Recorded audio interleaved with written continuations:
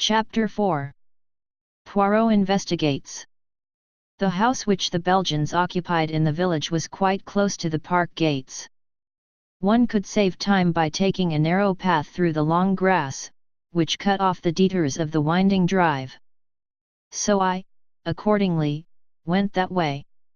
I had nearly reached the lodge, when my attention was arrested by the running figure of a man approaching me. It was Mr. Inglethorpe. Where had he been? How did he intend to explain his absence? He accosted me eagerly. My God! This is terrible! My poor wife! I have only just heard. Where have you been? I asked. Denby kept me late last night. It was 1 o'clock before we'd finished. Then I found that I'd forgotten the latchkey after all. I didn't want to arouse the household, so Denby gave me a bed. How did you hear the news? I asked. Wilkins knocked Denby up to tell him. My poor Emily! She was so self-sacrificing, such a noble character. She overtaxed her strength. A wave of revulsion swept over me. What a consummate hypocrite the man was! I must hurry on, I said, thankful that he did not ask me whither I was bound. In a few minutes I was knocking at the door of Leastways Cottage.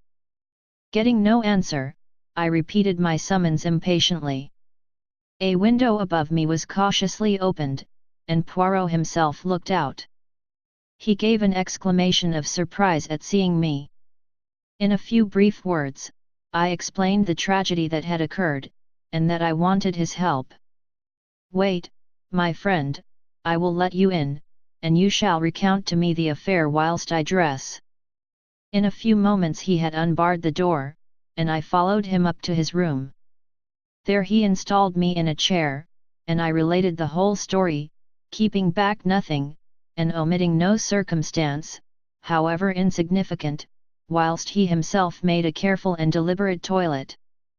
I told him of my awakening, of Mrs. Inglethorpe's dying words, of her husband's absence, of the quarrel the day before, of the scrap of conversation between Mary and her mother-in-law that I had overheard, of the former quarrel between Mrs. Inglethorpe and Evelyn Howard, and of the latter's innuendos. I was hardly as clear as I could wish.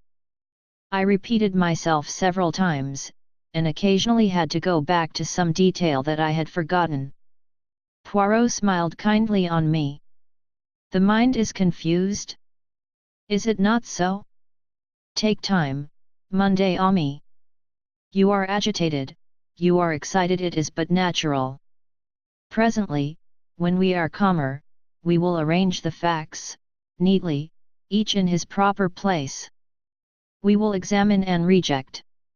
Those of importance we will put on one side, those of no importance, poof. He screwed up his cherub-like face, and puffed comically enough, blow them away. That's all very well, I objected, but how are you going to decide what is important, and what isn't? That always seems the difficulty to me. Poirot shook his head energetically. He was now arranging his moustache with exquisite care. Not so. Voyons. One fact leads to another, so we continue. Does the next fit in with that? A merveille. Good. We can proceed. This next little fact, no. Ah, that is curious. There is something missing, a link in the chain that is not there. We examine. We search. And that little curious fact, that possibly paltry little detail that will not tally, we put it here. He made an extravagant gesture with his hand. It is significant. It is tremendous. Why yes, ah. Poirot shook his forefingers so fiercely at me that I quailed before it. Beware. Peril to the detective who says, it is so small it does not matter. It will not agree. I will forget it. That way lies confusion. Everything matters. I know. You always told me that. That's why I have gone into all the details of this thing, whether they seem to me relevant or not. And I am pleased with you.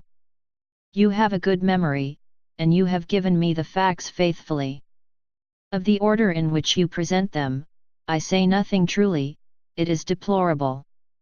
But I make allowances you are upset. To that I attribute the circumstance that you have omitted one fact of paramount importance. What is that? I asked. You have not told me if Mrs. Inglethorpe ate well last night. I stared at him. Surely the war had affected the little man's brain. He was carefully engaged in brushing his coat before putting it on, and seemed wholly engrossed in the task. I don't remember, I said. And, anyway, I don't see you do not see? But it is of the first importance. I can't see why, I said, rather nettled. As far as I can remember, she didn't eat much. She was obviously upset, and it had taken her appetite away. That was only natural. Yes, said Poirot thoughtfully, it was only natural.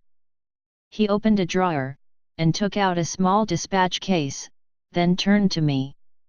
Now I am ready. We will proceed to the chateau, and study matters on the spot. Excuse me, Monday Ami, you dressed in haste, and your tie is on one side. Permit me. With a deft gesture, he rearranged it. Cayest. Now, shall we start? We hurried up the village, and turned in at the lodge gates. Poirot stopped for a moment, and gazed sorrowfully over the beautiful expanse of park, still glittering with morning dew. So beautiful, and yet, the poor family, plunged in sorrow, prostrated with grief. He looked at me keenly as he spoke, and I was aware that I reddened under his prolonged gaze. Was the family prostrated by grief? Was the sorrow at Mrs. Inglethorpe's death so great? I realized that there was an emotional lack in the atmosphere. The dead woman had not the gift of commanding love. Her death was a shock and a distress, but she would not be passionately regretted. Poirot seemed to follow my thoughts. He nodded his head gravely. No, you are right, he said, it is not as though there was a blood tie. She has been kind and generous to these Cavendishes, but she was not their own mother. Blood tells, always remember that blood tells. Poirot, I said, I wish you would tell me why you wanted to know if Mrs. Inglethorpe ate well last night? I have been turning it over in my mind, but I can't see how it has anything to do with the matter. He was silent for a minute or two as we walked along, but finally he said, I do not mind telling you though, as you know, it is not my habit to explain until the end is reached. The present contention is that Mrs. Inglethorpe died of strychnine poisoning, presumably administered in her coffee. Yes. Well, what time was the coffee served? About 8 o'clock. Therefore she drank it between then and 8:30, certainly not much later. Well, strychnine is a fairly rapid poison. Its effects would be felt very soon, probably in about an hour. Yet, in Mrs. Inglethorpe's case, the symptoms do not manifest themselves until 5 o'clock the next morning, 9 hours. But a heavy meal, taken at about the same time as the poison, might retard its effects, though hardly to that extent. Still, it is a possibility to be taken into account. But, according to you, she ate very little for supper, and yet the symptoms do not develop until early the next morning. Now that is a curious circumstance, my friend. Something may arise at the autopsy to explain it. In the meantime, remember it. As we neared the house, John came out and met us. His face looked weary and haggard. This is a very dreadful business, Monsieur Poirot, he said. Hastings has explained to you that we are anxious for no publicity. I comprehend perfectly. You see, it is only suspicion so far. We have nothing to go upon. Precisely. It is a matter of precaution only. John turned to me, taking out his cigarette case, and lighting a cigarette as he did so. You know that fellow Inglethorpe is back? Yes. I met him. John flung the match into an adjacent flower bed, a proceeding which was too much for Poirot's feelings. He retrieved it, and buried it neatly. It's jolly difficult to know how to treat him. That difficulty will not exist long, pronounced Poirot quietly. John looked puzzled, not quite understanding the portent of this cryptic saying. He handed the 2 keys which Dr. Bauerstein had given him to me. Show Monsieur Poirot everything he wants to see. The rooms are locked? Asked Poirot. Dr. Bauerstein considered it advisable. Poirot nodded thoughtfully. Then he is very sure. Well, that simplifies matters for us. We went up together to the room of the tragedy. For convenience I append a plan of the room and the principal articles of furniture in it. Poirot locked the door on the inside, and proceeded to a minute inspection of the room. He darted from one object to the other with the agility of a grasshopper. I remained by the door, fearing to obliterate any clues. Poirot, however, did not seem grateful to me for my forbearance. What have you, my friend, he cried, that you remain there like how do you say it, Dashaw?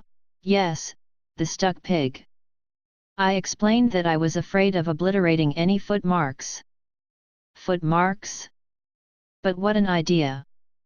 There has already been practically an army in the room. What footmarks are we likely to find? No, come here and aid me in my search. I will put down my little case until I need it. He did so, on the round table by the window, but it was an ill-advised proceeding, for, the top of it being loose, it tilted up, and precipitated the dispatch case on the floor. Et voilà un table, cried Poirot. Ah, my friend, one may live in a big house and yet have no comfort. After which piece of moralizing, he resumed his search. A small purple dispatch case, with a key in the lock, on the writing table, engaged his attention for some time. He took out the key from the lock, and passed it to me to inspect. I saw nothing peculiar, however. It was an ordinary key of the Yale type, with a bit of twisted wire through the handle. Next, he examined the framework of the door we had broken in, assuring himself that the bolt had really been shot. Then he went to the door opposite leading into Cynthia's room. That door was also bolted, as I had stated. However, he went to the length of unbolting it, and opening and shutting it several times. This he did with the utmost precaution against making any noise. Suddenly something in the bolt itself seemed to rivet his attention. He examined it carefully, and then, nimbly whipping out a pair of small forceps from his case, he drew out some minute particle which he carefully sealed up in a tiny envelope. On the chest of drawers there was a tray with a spirit lamp and a small saucepan on it. A small quantity of a dark fluid remained in the saucepan, and an empty cup and saucer that had been drunk out of stood near it. I wondered how I could have been so unobservant as to overlook this. Here was a clue worth having. Poirot delicately dipped his finger into liquid, and tasted it gingerly. He made a grimace. Cocoa with I think rum in it. He passed on to the debris on the floor, where the table by the bed had been overturned. A reading lamp, some books, matches, a bunch of keys, and the crushed fragments of a coffee cup lay scattered about. Ah, this is curious, said Poirot. I must confess that I see nothing particularly curious about it. You do not? Observe the lamp. The chimney is broken in 2 places, they lie there as they fell. But see, the coffee cup is absolutely smashed to powder. Well, I said wearily, I suppose someone must have stepped on it. Exactly, said Poirot, in an odd voice. Someone stepped on it. He rose from his knees, and walked slowly across to the mantelpiece, where he stood abstractedly fingering the ornaments, and straightening them, a trick of his when he was agitated. Monday Ami, he said, turning to me, somebody stepped on that cup, grinding it to powder, and the reason they did so was either because it contained strychnine or, which is far more serious, because it did not contain strychnine. I made no reply. I was bewildered, but I knew that it was no good asking him to explain. In a moment or two he roused himself, and went on with his investigations. He picked up the bunch of keys from the floor, and twirling them round in his fingers finally selected one, very bright and shining, which he tried in the lock of the purple dispatch case. It fitted, and he opened the box, but after a moment's hesitation, closed and relocked it, and slipped the bunch of keys, as well as the key that had originally stood in the lock, into his own pocket. I have no authority to go through these papers. But it should be done at once. He then made a very careful examination of the drawers of the washstand. Crossing the room to the left-hand window, a round stain, hardly visible on the dark brown carpet, seemed to interest him particularly. He went down on his knees, examining it minutely, even going so far as to smell it. Finally, he poured a few drops of the cocoa into a test tube, sealing it up carefully. His next proceeding was to take out a little notebook. "We have found in this room," he said, writing busily, 6 points of interest. "Shall I enumerate them, or will you?" "Oh, you," I replied hastily. "Very well, then. 1. A coffee cup that has been ground into powder. 2. A dispatch case with a key in the lock. 3. A stain on the floor." "That may have been done some time ago," I interrupted. "No, for it is still perceptibly damp and smells of coffee." 4. A fragment of some dark green fabric, only a thread or two, but recognizable. "Ah!" I cried. "That was what you sealed up in the envelope?" "Yes. It may turn out to be a piece of one of Mrs. Inglethorpe's own dresses, and quite unimportant. We shall see." 5. This. With a dramatic gesture, he pointed to a large splash of candle grease on the floor by the writing table. "It must have been done since yesterday, otherwise a good housemaid would have at once removed it with blotting paper and a hot iron. One of my best hats once, but that is not to the point. It was very likely done last night. We were very agitated. Or perhaps Mrs. Inglethorpe herself dropped her candle." "You brought only one candle into the room?" "Yes. Lawrence Cavendish was carrying it. But he was very upset. He seemed to see something over here. I indicated the mantelpiece that absolutely paralyzed him." "That is interesting," said Poirot quickly. "Yes, it is suggestive." His eye sweeping the whole length of the wall, "but it was not his candle that made this great patch, for you perceive that this is white grease, whereas Monsieur Lawrence's candle, which is still on the dressing table, is pink. On the other hand, Mrs. Inglethorpe had no candlestick in the room, only a reading lamp." "Then," I said, "what do you deduce?" To which my friend only made a rather irritating reply, urging me to use my own natural faculties. "And the 6th point?" I asked. "I suppose it is the sample of cocoa." "No," said Poirot thoughtfully. "I might have included that in the 6, but I did not. No, the 6th point I will keep to myself for the present." He looked quickly round the room. "There is nothing more to be done here, I think, unless he stared earnestly and long at the dead ashes in the grate. "The fire burns and it destroys. But by chance there might be, let us see." Deftly, on hands and knees, he began to sort the ashes from the grate into the fender, handling them with the greatest caution. Suddenly, he gave a faint exclamation. "The forceps, Hastings!" I quickly handed them to him, and with skill he extracted a small piece of half-charred paper. "There, Monday Ami," he cried. "What do you think of that?" I scrutinized the fragment. "This is an exact reproduction of it." I was puzzled. It was unusually thick, quite unlike ordinary notepaper. Suddenly an idea struck me.